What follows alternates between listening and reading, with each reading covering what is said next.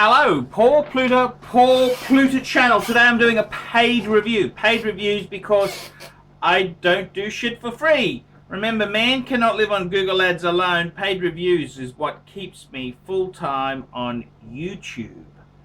And don't forget, guys, look in the description for 10 ways you can keep me full-time on YouTube. You can sponsor me on Patreon. You could do a phone call. I give phone advice, $50 US an hour. I do many things. Now, I've got a paid review to do here. Hi, Archie. This is from Roger in Boston.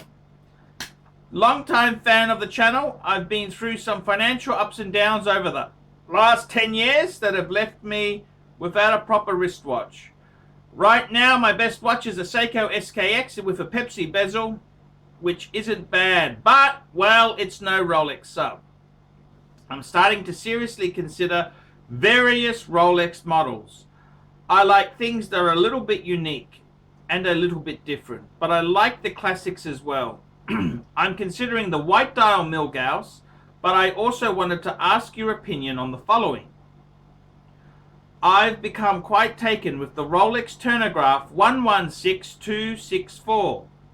It's got the look of steel, but also a little white gold. I love the red date and second hand, and like both the white and black. I like both the white and black dial versions.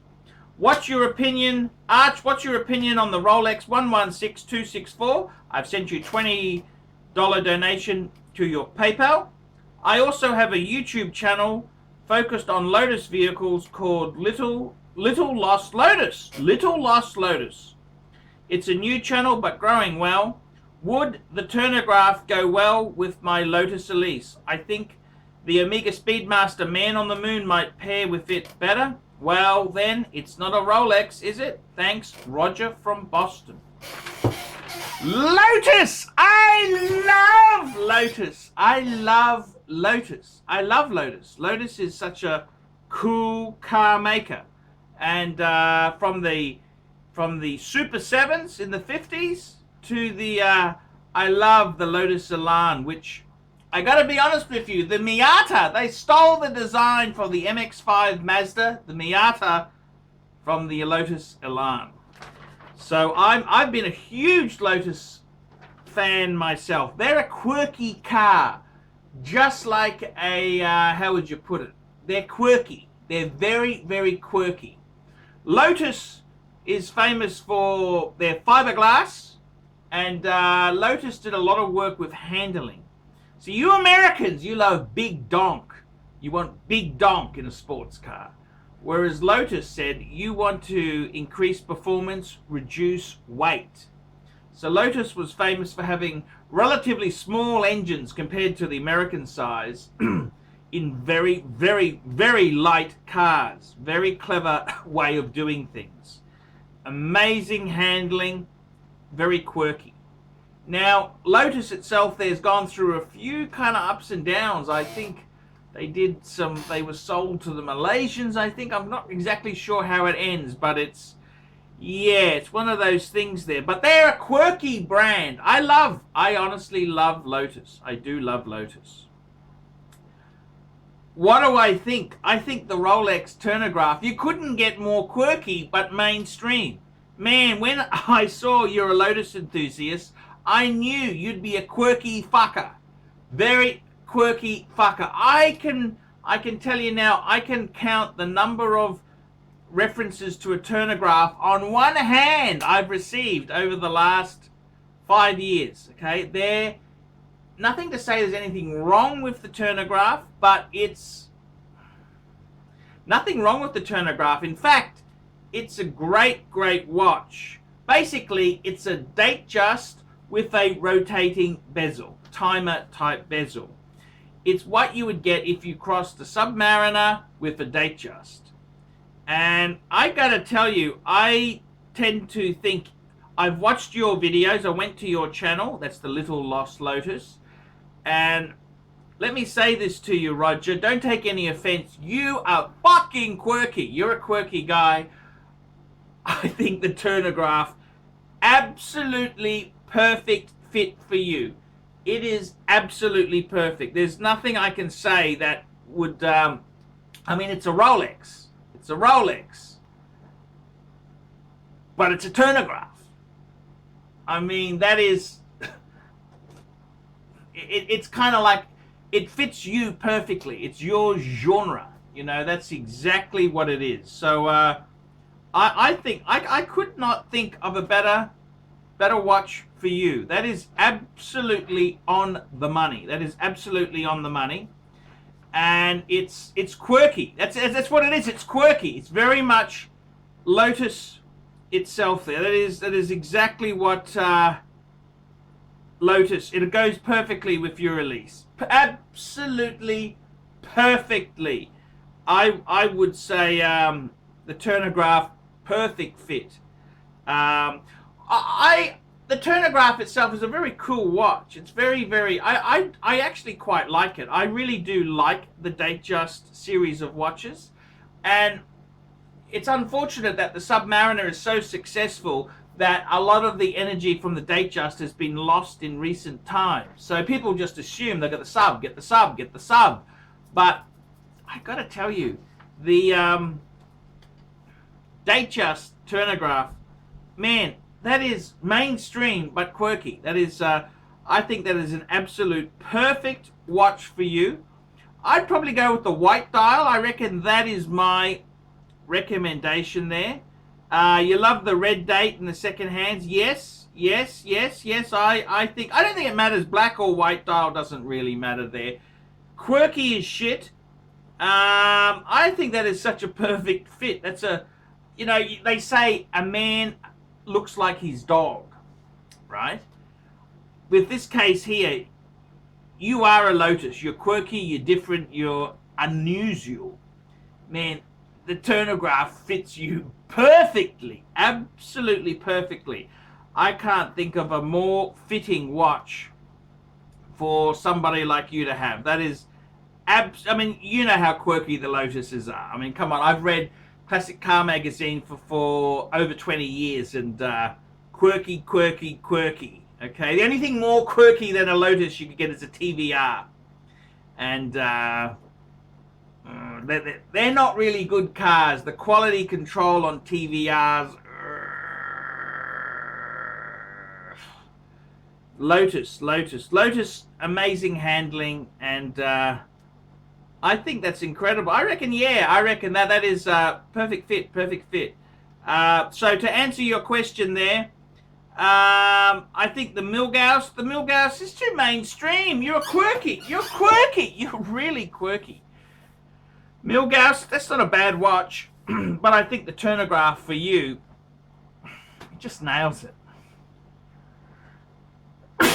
Absolutely nails it. Get the white gold bezel version, of course. I think that's perfect for you. I think that they do come up from time to time on the secondary market. I hope you're going to buy second hand.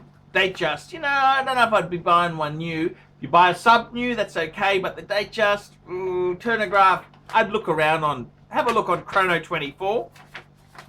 In Boston, you got European watches. They're quite a respectable dealer there. I've never dealt with them myself, but I've got friends who have bought from them. There's some really good... Boston's a really great place. You've got some really good, classy dealers there. You don't need me to tell you that. Buy pre-owned. I think it's a perfect fit. Absolutely perfect fit. You are the perfect choice. What sort of Rolex does a Lotus Elise driver wear? Something weird. A turn-o-graph. Perfect. And you can use it for lap times and all sorts of bullshit like that there, like the true Lotus enthusiasts do. So, I gotta say, that is a perfect combo deal. I mean, it's Rolex, it's reliable. You're really not gonna go wrong there. And the good thing is, if you do need to, Lotuses aren't really known for reliability. And if an expensive repair comes, you can always offload the Rolex and get most of your money back and pay for the repair on the car. So it's a perfect place to store your money until, you know, you need it for a really big expensive repair, which with a Lotus you're probably going to have. So I think it's the perfect combo deal for you.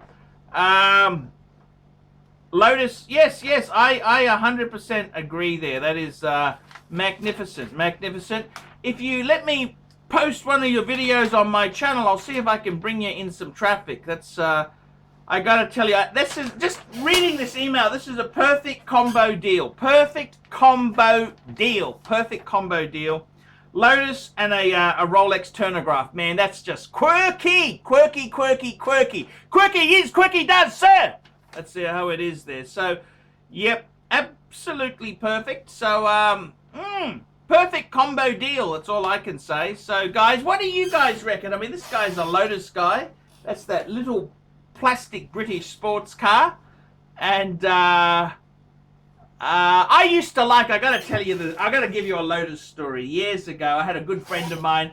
He had a 1960s Lotus Elan he restored. And I remember when I first saw it, I went up to him and said, "Ah, nice Miata!" Because it looks exactly like a Miata. Mazda stole it from Lotus, you know. Except the Mazda worked. The Mazda worked and the roof didn't fucking leak like a sieve.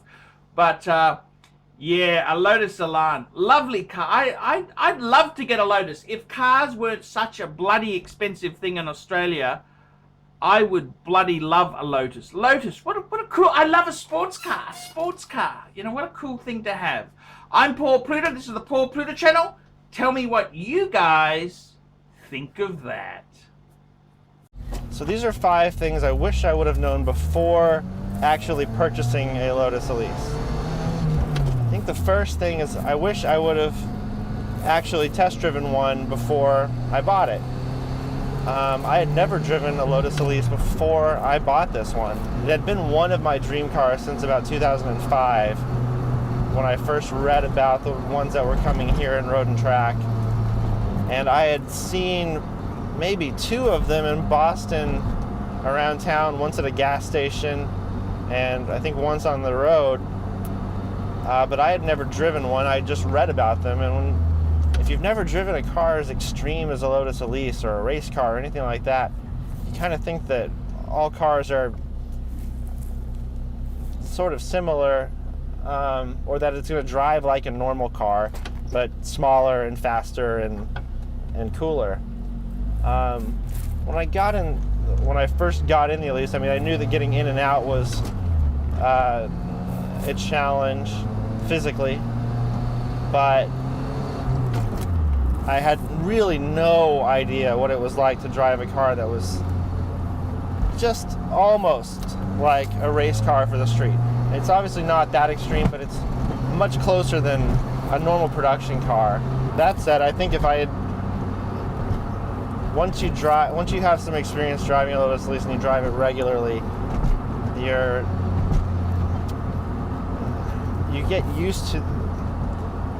sort of get used to the rawness and the sort of extreme nature of the car, and then it becomes really pretty comfortable. Like I don't think about it too much. I mean, you certainly have to watch out for things like potholes and bumps and scraping the front, but it's really not so bad. But the first time is a little bit unnerving. Number 2, when I was shopping, I was determined to get a car that had a hardtop with it, and I did. They tend to cost, they're pretty expensive. They're, you know, a couple $1,000s. The cars that have them are a couple $1,000s more, and I'm glad I got it. However, I thought I would want it on all the time, and the car does look better with the hardtop on it. I think it looks significantly better. However, the car is so much fun to drive with the top down that I think if I were shopping again, I'd be less concerned about, you know, making sure the car I bought had a hardtop. That was sort of a deal breaker for me, and I think, you know, it's probably a good thing to have if you're going to take it on the track. But aside from that, like, the top I have is the touring top, which has extra insulation, and it actually makes the car, it's really not loud. It's not much louder than the hardtop, and it comes on and off so easily. It just makes the car so much more fun to drive once you're able to take the top off. I can't imagine, like, most of the time I want to drive the car with the top off, and I didn't think that would be the case when I originally bought it. I have the top on right now just to make the audio a little better for recording this video. Number 3, I wish I knew how challenging it would be to get parts when something goes wrong on the car. You know, when you think about buying something exotic, you tend to think about how cool it'll be to have a car that is exclusive, and how much fun that'll be, and how cool it'll be to experience it and enjoy it with your friends and meet strangers and talk to them about it. And all of that is true.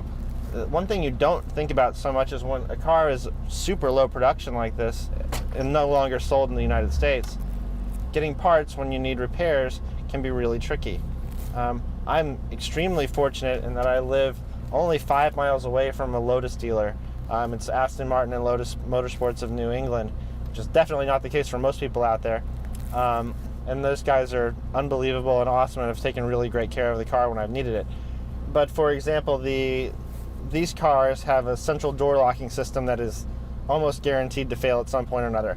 I've had a central door locking module on order from Lotus for over a year now, and I think even if I were to get it, I probably wouldn't install it at this point because it'll only fail again. I wish I knew how supportive the Lotus community would be. This is the first, really special car I've ever owned. I've owned a few cool cars before, Mustang GTs. I had a 96 Mustang Cobra that I really liked. But this is the first, really special car. There's a certain kind of mindset that goes into the kind of person who buys such a ridiculous car. And for whatever reason, the Lotus community tends to be very, very supportive, and you can go on and ask questions about just about anything on these cars and somebody will answer. This is primarily through the Lotus Talk forum. That's what I usually use. But there's also Lotus owners groups on Facebook, and it's just such a really positive community, and it's really nice given that nowadays on the internet so much is not fun, and there's just so much negativity that to meet people that that you don't know in real life at all and just have a connection through a sports car, and to have them be so helpful is really nice. The total number of cars Lotus has ever produced is tiny, so at any given point, the maximum possible number of Lotus users is pretty small, and so it's nice to feel like you're never really alone, and that there's a really positive camaraderie that comes with Lotus ownership, and it's something really special. I wish I would have known that this car would ultimately be sort of a gateway drug to wanting more exotic cars. I really thought when I first got it that this would be, that I didn't really have aspirations for more and more exotics or supercars or anything. But then once you have a taste of one in, sort of an affordable price range, it starts making you think, well, could I pull together a little more, and what is a Ferrari 355 or 360 going for now, or like Gallardo, or maybe one day a McLaren. And I really hadn't expected that. I really hadn't expected to want that, and now I just want more cars all the time. So, but I also really wouldn't want to give this one up. So I have to find some way to make more money.